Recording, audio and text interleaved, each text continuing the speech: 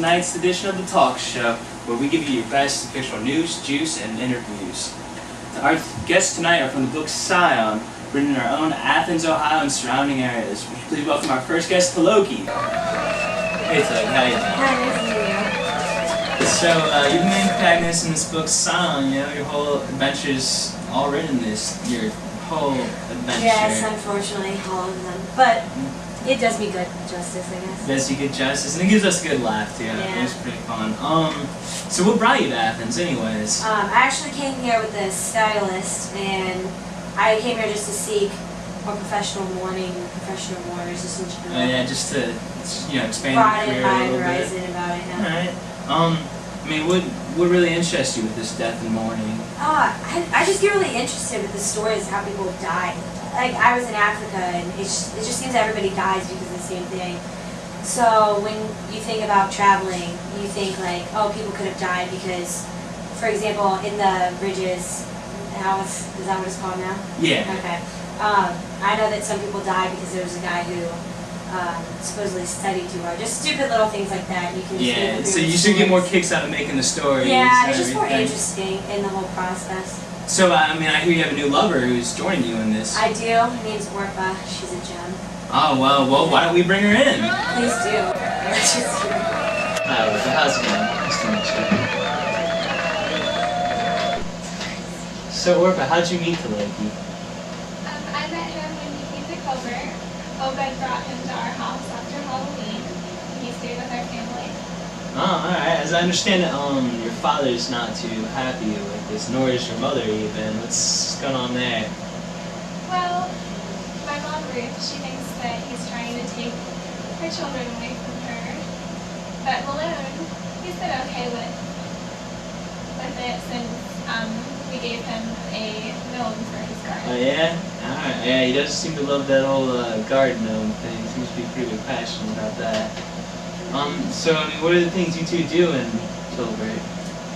I like to play the sitar, which I got after I was flooded. Well, Covert was flooded. And I had to stay in an Indian hotel where I got the sitar, and I've played it ever since. Now, as I understand it, Taloki, you seem to enjoy the sitar. I knew this question was coming. What's this all about? I mean... You know what? I even love that's all that matters. And how I got there, we don't even talk about it, but yes, I like that she played the sitar. Well, I mean, that's nice. You guys have something strong pulling you together. I mean, have you guys had a conflict with Ruth since you guys have been together a little bit, or? Ruth wants me to be with Nathan. Oh yeah, and she's not approving of Taloki, huh? Not so much. Not so much? Well, as I understand it, you guys don't even stay in Covert anymore. You guys leave? What is this? I mean... we decided that we were going to venture off and try to find more professional mourning. Oh yeah? Possibly in Virginia, but... So, are you mourning with him then? Or... Yeah, I've decided to learn about his mourning profession. Oh, that's real nice. I like how you guys can share in something like that. Yeah. And if I understand correctly, you played at a bluegrass concert. What was that? How was that?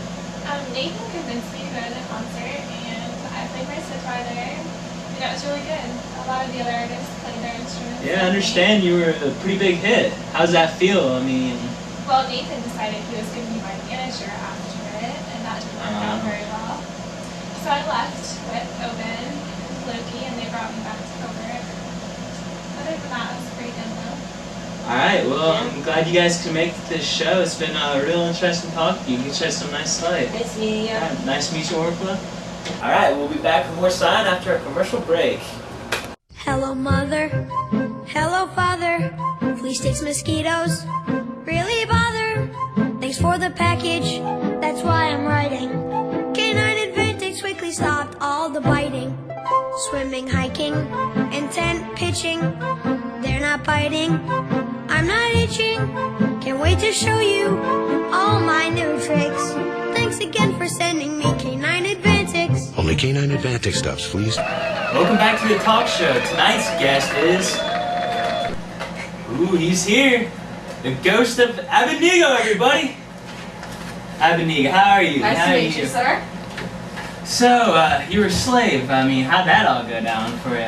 I mean, it was rough. I mean, my escape from slavery was alright. I got to find myself and bond with my brother a little bit, and I got really close to my mother when she was teaching me how to escape. Yeah, did you feel bad leaving your mother in the middle of winter? I mean, I did, but I know that she wanted the best from us, and she eventually died of happiness because she knew that we were safe, so that's good. I mean, that is good, and your poor brother, I hear he's no longer with us. Yeah, he died when we got into a fight with William Tobias on the Underground Railroad. It was unfortunate, but I think it made me a little bit stronger.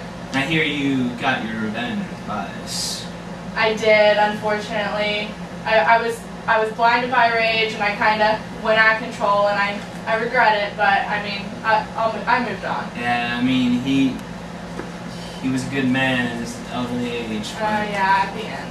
Side of things, I hear you're married now. I am. I'm married into the Corbetts, which is an Indian family. It was a little rough at first. They didn't really accept the marrying of a black man, but they warmed up for me.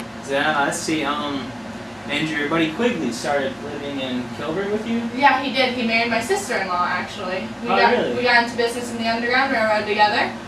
Nice. And you guys been long-term friends? Yeah, definitely. We've definitely stayed close. Alright, well, Abednego, it's been nice meeting you. Glad you can make it. Thank you. Nice. Next guest is everybody's favorite scoundrel, Obed. Hey, Obed. Nice to meet you, Obed. How's it going? I'm alright. How are you? I'm doing pretty good. I've read this book, Cion. I hear a little bit about your misadventures in Athens on Halloween. How'd that go? Yeah, you gotta watch out for that 5-0, man. I mean, Always cracking down on us. I know, and I was just trying to live on Nicodemus's legacy and kind of have some fun in the sorority house, and apparently Beth Eddie didn't like that too much. Yeah, well, they don't know what they're missing out on. I know, really. I guess she just didn't understand at first. So the same night you run into your new best friend Taloki. Well, I mean, how'd you meet him? Yeah, I mean, I thought he had a really cool costume, and then I realized that he was kind of just a weirdo from Africa. And I mean, I kind of took him under my wing, and he came to live with my family. It's your family, huh? I hear your mother's taking big shining to her, right? She's quite the character. Yeah, she is. She really liked him at first. They were like best friends, and then she kind of thought he was trying to steal us kids away from her. Oh yeah, you think your mom's right about that? Nah, Taloki's just trying to be a good guy. Well, why don't we get her opinion on it? Everybody, Ruth! Ruth, how's it going? How's it going, Mom? Nice to meet you. That's pretty nice of you inviting a random African into your house. What's that all about? Quite charitable. Yeah, well, Obed found him on Halloween, and I just couldn't leave fellow African on the street. It's just not my way. I just thought I'd try to help him out. Yeah, and even after all that, you still disliked Loki, or? I liked him like I said, I liked him at first, but it's just after a chain of events, I just kind of lost respect for him. I just can't really like him like I used to. I mean, you talk a lot about him stealing your kids, but I hear your son is becoming a minister. How's that going for you? It's really good. I like it a lot. I like bringing people God and having that connection with them. I'm really good at what I do, and I really like it. How do you feel about that, Mom? So proud. So I thought proud. you were going nowhere in life. Let's be honest. No, you gotta have more faith. Yeah, well, don't tell me about it. Okay. And second of all, I'm so proud of him that he's actually going out there and doing something with himself and preaching the word of the good Lord to citizens around us. And I mean, George W. Bush has been trying to do that enough because he was sent here by God. Like, let's just be honest. I hear you're doing a pretty good job at this too, but I mean, is it just your calling? I mean, it is. I definitely think I found my calling with ministry. All right. Well, I'm glad I could have you guys here today. Thank you Take very care of much for yourselves. having Hope to us. see you soon. Thanks, you too. Straight. That's it for tonight's edition of the talk show. Tune in tomorrow to discuss cat slavery.